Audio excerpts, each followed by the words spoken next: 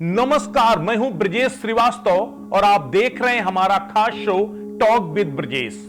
इन दिनों पीसीएस अधिकारी ज्योति मौर्य की चर्चा जमकर हो रही है।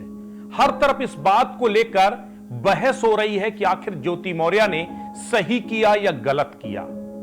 लेकिन एक सवाल है, क्या सफल होने के लिए किसी को छोड़ना जरूरी है?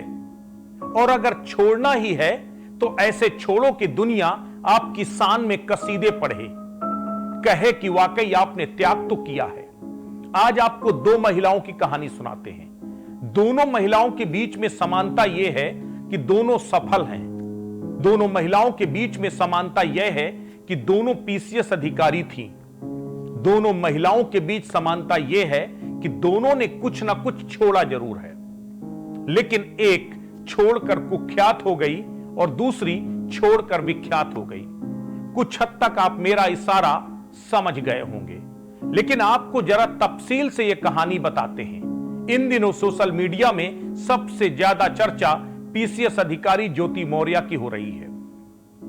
वो ज्योति मौर्य जिसके सफाई कर्मी पति ने उसे पढ़ा लिखा कर पीसीएस अधिकारी बनाया और उसके बाद ज्योति मौर्य ने उसके समर्पण और त्याग को ठुकराते हुए अय्याशी के लिए अपने पति को छोड़ आशिक के साथ जाने को आमादा हो गई। उस पति को जो अगर चाहता तो ज्योति मौर्य को भी अपनी ही तरह कहीं कूड़ा करकट साफ करने में लगा देता या फिर चूल्हा चक्की पीसने में, लेकिन उसने अपनी पत्नी को पढ़ाने लिखाने का, उसे काबिल अधिकारी बनाने का सपना देखा। उसके लिए उसने सारा समर्पण किया, त्याग किया और आखिरकार वो अपने मिशन में कामयाब भी हो गया।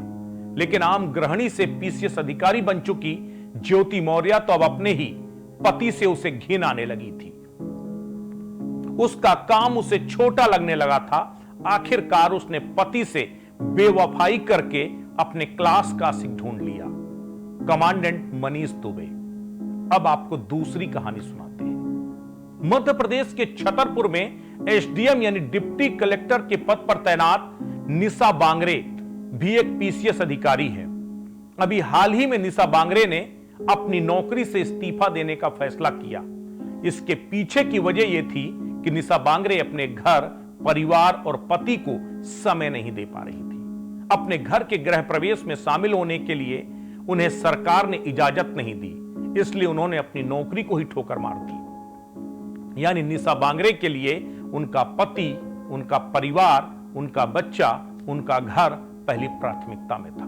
यूं तो दोनों के बीच में कोई समानता नहीं है, क्योंकि ज्योति मौर्य का पति एक मामूली सा सफाई कर्मचारी है तो निशा बांगरे का पति गुरुग्राम में एक मल्टीनेशनल कंपनी में नौकरी करता है। लेकिन दोनों के बीच में आज सिर्फ एक समानता है कि ज्योति मौर्य ने अपने पद के लिए अपने पति, अपने घर, अपने बच्चे सबको ठुकरा दिया और निशा बांगरे ने इन्हीं सब के लिए अपनी नौकरी ठुकरा दी। यानी ठुकराया दोनों ने, लेकिन एक ने अपना प्यार, विश्वास ठुकराया तो दूसरे ने अपनी नौकरी ठुकराकर अपने परिवार का विश्वास और प्यार पाया। आज दोनों की कहानी के बीच में समानता इसलिए भी जरूरी है, अंतर समझना इसलिए भी जरूरी है, क्योंकि दरअसल ज्योति मौर्य सिर्फ एक अकेली महिला नहीं है। न जाने कितनी महिलाओं की उम्मीद थी, न जाने कितनी महिलाओं का भविष्य थी। वो महिलाएं जो शादी के बाद भी ये सपना देखती हैं कि वो पढ़ लिख कर अपना भविष्य बनाएंगी, उनका पति, उनका ससुराल उनका सहयोग करेगा।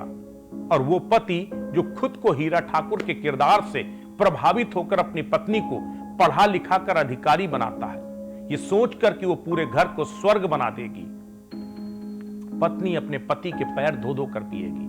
लेकिन ज्योति मौर्य ने जो कुछ किया उन तमाम महिलाओं के सपनों को तोड़ने जैसा है। एक्स्ट्रा मैरिटल अफेयर्स कोई नई बात नहीं है। अपने पति को छोड़कर किसी दूसरे शख्स के साथ शादी करना, संबंध रखना भी कोई नई बात नहीं। ज्योति मौर्य ने भी कुछ भी गलत नहीं किया।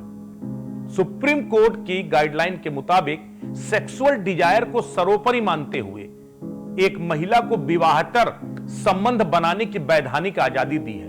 तब भला ज्योति मौर्य ने गलत क्या किया है? दरअसल हिंदुस्तान की संस्कृति, हिंदुस्तान की सोच कुछ अलहदा है। हिंदुस्तान मान्यताओं का देश है। यहां संस्कारों से समाज बनता है और ज्योति मौर्य ने जो संस्कार दिखाया उससे समाज की एक अलग राह पर चलने की संभावना शुरू हो गई है। शादी के बाद महिला को पढ़ाने लिखाने में उसका पति या ससुराल वाले अब 100 बार सोचेंगे। उन्हें लगेगा कि कहीं ऐसा ना हो कि पढ़ने लिखने के बाद उनकी पत्नी, उनकी बहू भी ज्योति मौर्य बन जाए। यानी ज्योति मौर्य आज एक मॉडल बन गई है। इसलिए हम आज निशा बांगरे की चर्चा कर रहे हैं। निशा बांगरे इसी समाज का एक हिस्सा है। ज्योति मौर्य से ना तो वो कम पढ़ी लिखी है, ना ज्योति मौर्य से कम उसका ओहदा है, लेकिन उसका लक्ष्य अपना परिवार, अपना पति और अपने बच्चे थे। इसलिए उसने नौकरी छोड़ दूसरा रास्ता चुना। तो कम से कम समाज को ज्योति मौर्य को अपना आदर्श ना बनाकर निशा बांगरे को बनाना चाहिए। बहुत सारे लोग ये कहते हैं कि निशा बांगरे ने अपनी राजनीतिक महत्वाकांक्षा के लिए नौकरी छोड़कर घर बैठ गई। मुझे कुछ भी हो समाज, लेकिन वजह कुछ भी हो, समाज परसेप्शन से चलता है।